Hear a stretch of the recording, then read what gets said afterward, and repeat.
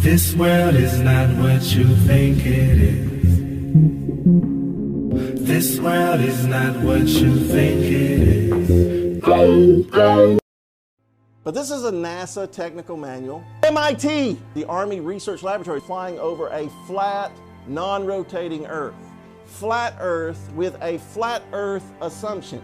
Non-rotating flat Earth. A flat, non-rotating Earth may be assumed. A flat and non-rotating, assuming a flat Earth. Flat, non-rotating Earth. A non-rotating Earth. Flat, non-rotating Earth. Validity of flat Earth based on a flat Earth assumption for a flat Earth and a flat atmosphere. Flat, non-rotating Earth. The flat Earth model. Propagation of electromagnetic fields over flat Earth. Ballistic vehicle motion. A closed-form solution is developed for the motion of a ballistic vehicle entering the atmosphere over a flat, non-rotating Earth. The assumption of these equations... But another thing that's not that it bothers me, but I see this a lot.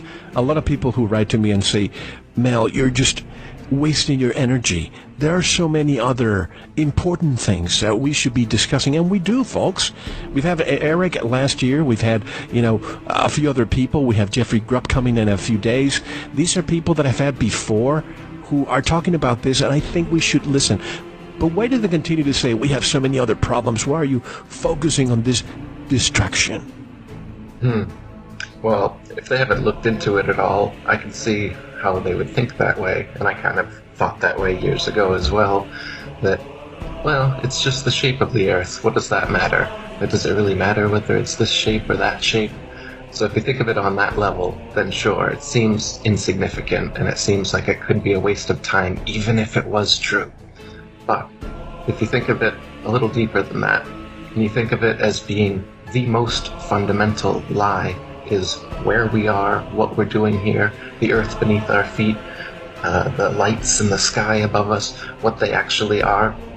And if we've been lied about all of these, as well as the Big Bang and evolution and the way that we supposedly got here and the purpose we may or may not have in this nihilistic cosmology that they've presented with us, it becomes a big deal.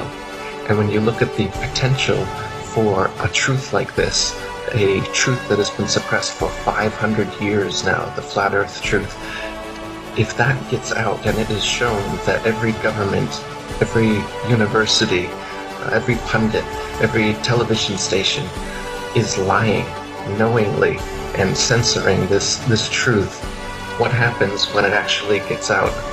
The kind of restructuring of society and the system that truthers are looking for, that people know we need, is what can happen and what will happen and what must happen if this truth gets out, because this is huge.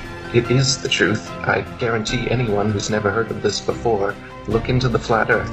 The earth is flat, just like it appears on the horizon. The earth is motionless, just as you feel motionless. Everything in the sky revolves around us, just as it appears if you look up and use your own eyes, your own senses. Everything that your senses tell you is what's happening. But you've been fed a false system. You've been shown CGI images with a ball Earth with a horizon that curves. You've been shown more CGI images with a ball Earth that spins.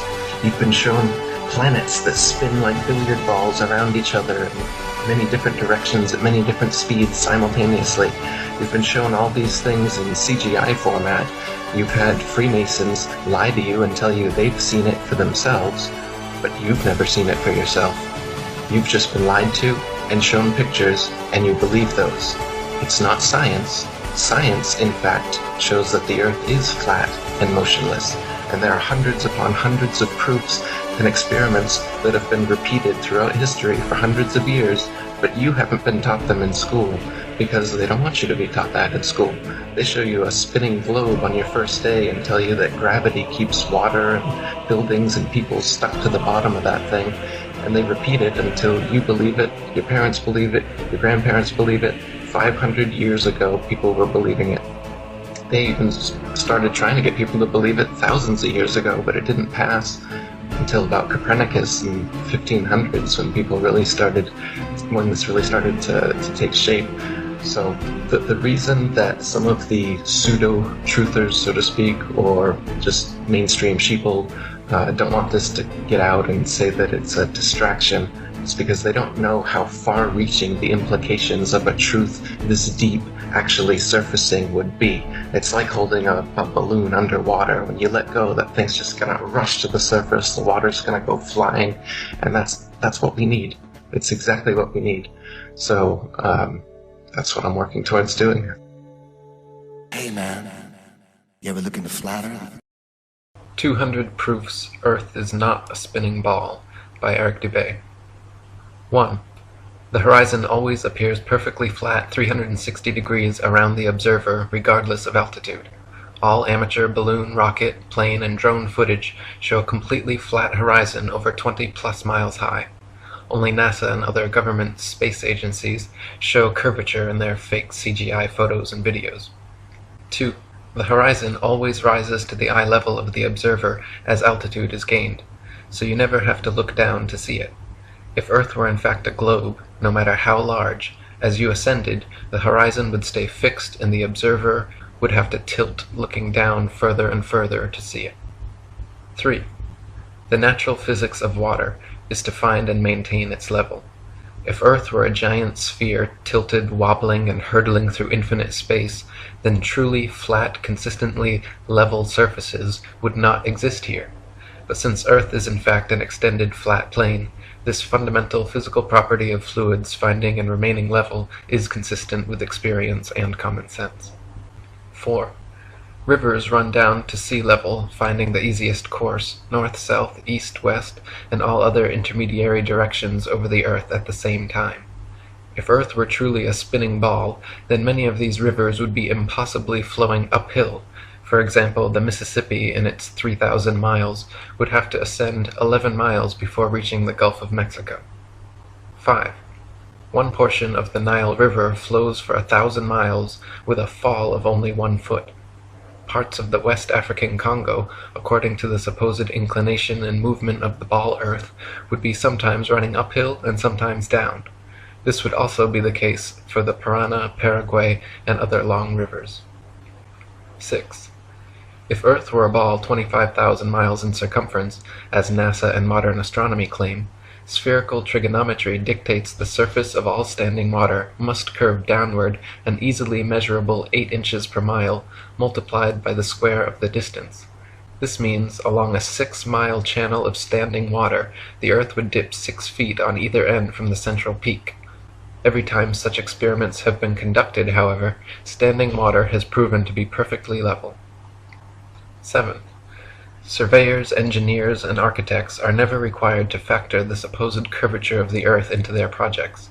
Canals, railways, bridges, and tunnels, for example, are always cut and laid horizontally, often over hundreds of miles without any allowance for curvature. 8. The Suez Canal, connecting the Mediterranean with the Red Sea, is 100 miles long without any locks, making the water an uninterrupted continuation of the two seas. When constructed, the Earth's supposed curvature was not taken into account. It was dug along a horizontal datum line, 26 feet below sea level, passing through several lakes from one sea to the other, with the datum line and the water's surface running perfectly parallel over the 100 miles. 9. Engineer W. Winkler was published in the Earth Review regarding the Earth's supposed curvature, stating, "As an engineer of many years' standing, I saw that this absurd allowance is only permitted in school books. No engineer would dream of allowing anything of the kind. I have projected many miles of railways and many more of canals, and the allowance has not even been thought of, much less allowed for. This allowance for curvature means this, that it is 8 inches for the first mile of a canal and increasing at the ratio by the square of the distance in miles. Thus a small navigable canal for boats, say 30 miles long, will have, by the above rule, an allowance for curvature of 600 feet. Think of that, and then please credit engineers as not being quite such fools. Nothing of the sort is allowed. We no more think of allowing 600 feet for a line of 30 miles of railway or canal than of wasting our time trying to square the circle. 10. The London and North Western Railway forms a straight line 180 miles long between London and Liverpool. The railroad's highest point midway at Birmingham Station is only 240 feet above sea level. If the world were actually a globe, however, curving 8 inches per mile squared, the 180-mile stretch of rail would form an arc with the center point at Birmingham raised over a mile, a full 5,400 feet above London and Liverpool. 11. A surveyor and engineer of 30 years published in the Birmingham Weekly Mercury stated, "I am thoroughly acquainted with the theory and practice of civil engineering. However bigoted some of our professors may be in the theory of surveying, according to the prescribed rules, yet it is well known amongst us that such theoretical measurements are incapable of any practical illustration. All our locomotives are designed to run on what may be regarded as true levels or flats. There are, of course, partial inclines or gradients here and there, but they are always accurately defined and must be carefully traversed. But anything approaching to 8 inches in the mile, increasing as the square of the distance, could not be worked by any engine that was ever yet constructed. Taking one station with another, all over England and Scotland, it may be stated that all the platforms are on the same relative level. The distance between eastern and western coasts of England may be set down as 300 miles. If the prescribed curvature was indeed as represented, the central stations at Rugby or Warwick ought to be close upon 3 miles higher than a cord drawn from the two extremities. If such was the case, there is not a driver or stoker within the kingdom that would be found to take charge of the train. We can only laugh at those of your readers who seriously give us credit for such venturesome exploits as running trains round spherical curves. Horizontal curves on levels are dangerous enough. Vertical curves would be 1,000 times worse, and with our rolling stock constructed as at present, physically impossible. 12. The Manchester Ship Canal Company, published in the Earth Review, stated, "It is customary in railway and canal constructions for all levels to be referred to a datum which is nominally horizontal and is so shown on all sections. It is not the practice in laying out public works to make allowances for the curvature of the earth." 13. In a 19th century French experiment by M.M. and Arago, a powerful lamp with good reflectors was placed on the summit of Desierto las Palmas in Spain, and able to be seen all the way from Capri on the island of Ibiza. Since the elevation of the 2 points were identical and the distance between covered nearly 100 miles, if the earth were a ball 25,000 miles in circumference, the light should have been more than 6,600 feet, a mile and a quarter, below the line of sight. 14. The Lieutenant Colonel Portlock experiment used oxyhydrogen Drummond's lights and heliostats to reflect the sun's rays across stations set up across 108 miles of St. George's Channel. If the Earth were actually a ball 25,000 miles in circumference, Portlock's light should have remained hidden under a mile and a half of curvature. 15. If the Earth were truly a sphere 25,000 miles in circumference, airplane pilots would have to constantly correct their altitudes downwards so as to not fly straight off into outer space.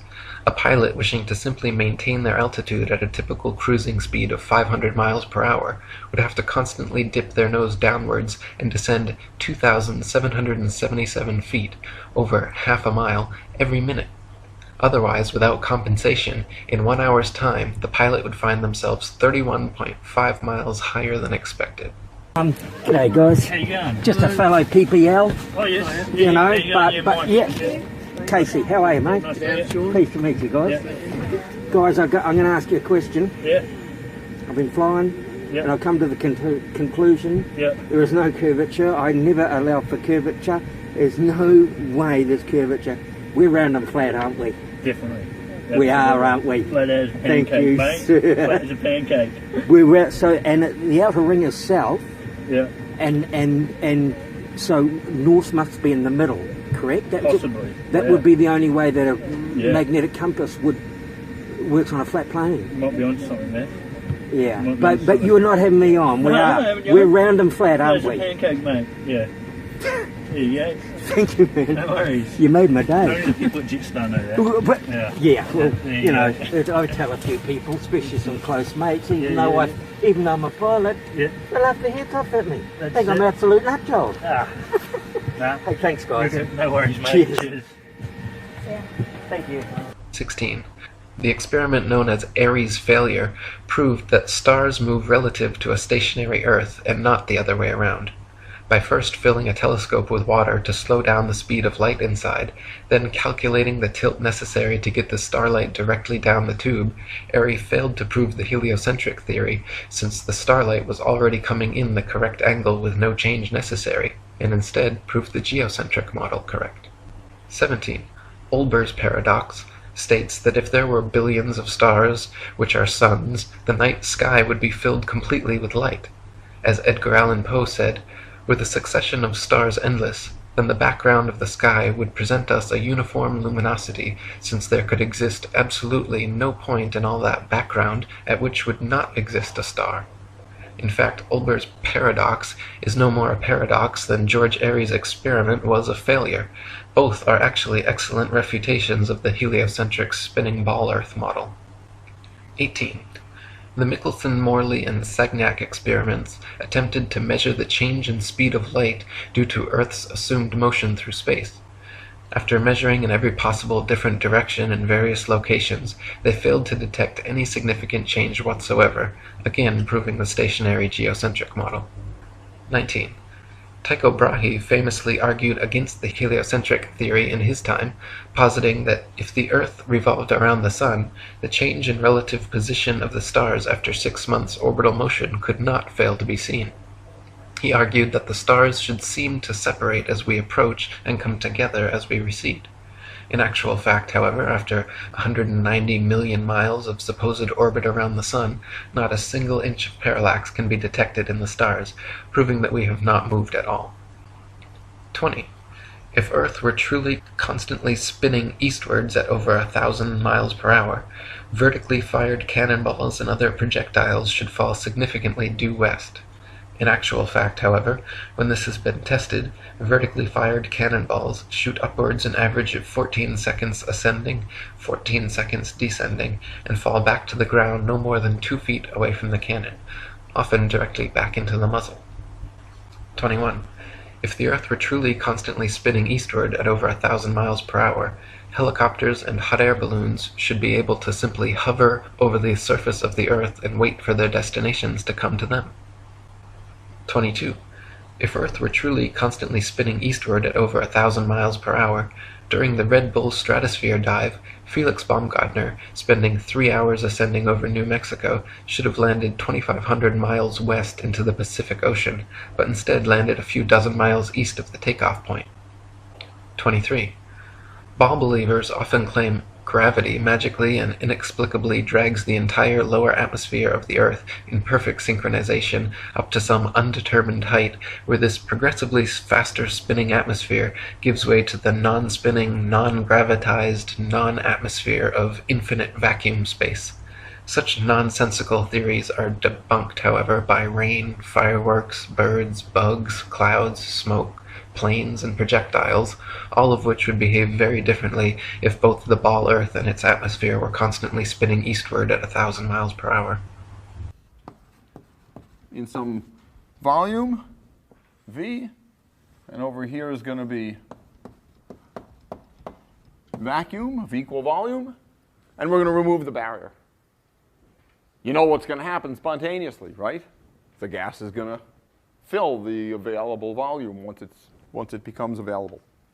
24. If Earth and its atmosphere were constantly spinning eastward over 1,000 miles per hour, then north-south facing cannons should establish a control, while east-firing cannonballs should fall significantly farther than all others, while west-firing cannonballs should fall significantly closer. In actual fact, however, regardless of which direction cannons are fired, the distance covered is always the same. 25. If Earth and its atmosphere were constantly spinning eastwards over 1,000 miles per hour, then the average commercial airliner, traveling 500 miles per hour, should never be able to reach its eastward destinations before they come speeding up from behind. Likewise, westward destinations should be arrived at thrice the speed, but this is not the case. 26. Quoting Heaven and Earth by Gabrielle Henriette, "If flying had been invented at the time of Copernicus, there is no doubt that he would have soon realized that his contention regarding the rotation of the Earth was wrong, on account of the relation existing between the speed of an aircraft and that of the Earth's rotation. If the Earth rotates, as it is said, at 1,000 miles an hour, and a plane flies in the same direction at only 500 miles, it is obvious that its place of destination will be farther removed every minute. On the other hand, if flying took place in the opposite direction to that of the rotation, a distance of 1,500 miles would be covered in 1 hour instead of 500, since the speed of the rotation is to be added to that of the plane. It could also be pointed out that such a flying speed of 1,000 miles an hour, which is supposed to be that of the Earth's rotation, has recently been achieved, so that an aircraft flying at this rate in the same direction as that of the rotation could not cover any ground at all. It would remain suspended in mid-air over the spot from which it took off, since both speeds are equal. 27. If Earth and its atmosphere were constantly spinning eastwards over 1,000 miles per hour, landing airplanes on such fast-moving runways, which face all manner of directions, north, south, east, west, and otherwise, would be practically impossible. Yet, in reality, such fictional concerns are completely negligible. 28. If the Earth and its atmosphere were constantly spinning eastwards over 1,000 miles per hour, then clouds, wind, and weather patterns could not casually and unpredictably go every which way, with clouds often traveling in opposing directions at varying altitudes simultaneously. 29. If the Earth and its atmosphere were constantly spinning eastwards over 1,000 miles per hour, this should somewhere, somehow, be seen, heard, felt, or measured by someone, yet no one in history has ever experienced this alleged eastward motion. Meanwhile, however, we can hear, feel, and experimentally measure even the slightest westward breeze. 30. In his book South Sea Voyages, Arctic and Antarctic explorer Sir James Clark Ross described his experience on the night of November 27, 1839, and his conclusion that the Earth must be motionless.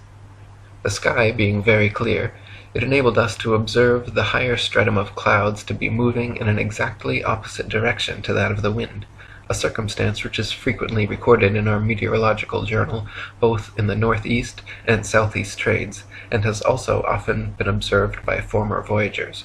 Captain Basil Hall witnessed it from the summit of the Peak of Tenerife, and Count Strzelecki on ascending the volcanic mountain of Kyrenia in Owyhee, reached at 4,000 feet an elevation above that of the trade wind, and experienced the influence of an opposite current of air of a different hydrometric and thermometric condition.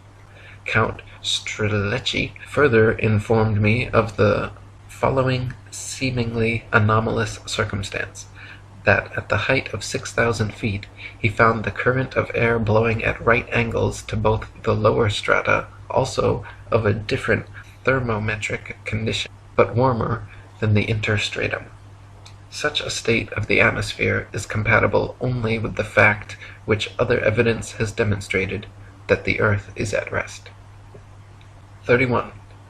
Quoting Zetetic Cosmogony, Thomas Winship states, "Let imagination picture to the mind what force air would have which was set in motion by a spherical body of 8,000 miles in diameter, which in 1 hour was spinning round 1,000 miles per hour, rushing through space at 65,000 miles per hour, and gyrating across the heavens. Then let conjecture endeavor to discover whether the inhabitants on such a globe could keep their hair on. If the earth globe rotates on its axis at the terrific rate of 1,000 miles per hour, such an immense mass would of necessity cause a tremendous rush of wind in the space it occupied. The wind would go all one way, and anything like clouds which got within the sphere of influence of the rotating sphere would have to go the same way. The fact that the earth is at rest is proved by kite flying." 32. If gravity is credited with being a force strong enough to hold the world's oceans, buildings, people, and atmosphere stuck to the surface of a rapidly spinning ball, then it is impossible for gravity to also simultaneously be weak enough to allow little birds, bugs, and planes to take off and travel freely, unabated in any direction. 33. If gravity is credited with being a force strong enough to curve the massive expanse of oceans around a globular earth, it would be impossible for fish and other creatures to swim through such forcefully held water. 34. Ship captains in navigating great distances at sea never need to factor the supposed curvature of the Earth into their calculations. Both plane sailing and great circle sailing, the most popular navigation methods, use plane, not spherical trigonometry, making all mathematical calculations on the assumption that the Earth is perfectly flat. If the Earth were in fact a sphere, such an errant assumption would lead to constantly glaring inaccuracies. Plane sailing has worked perfectly fine in both theory and practice for thousands of years, however, and plane trigonometry has time and again proven more accurate than spherical trigonometry in determining distances across the oceans. 35. If the Earth were truly a globe, then every line of latitude south of the equator would have to measure a gradually smaller and smaller circumference the farther south traveled. If, however, the Earth is an extended plane, then every line of latitude south of the equator should measure a gradually larger and larger circumference the farther south traveled. The fact that many captains navigating south of the equator, assuming the globular theory, have found themselves drastically out of reckoning, more so the farther south traveled, testifies to the fact that Earth is not a ball. 36.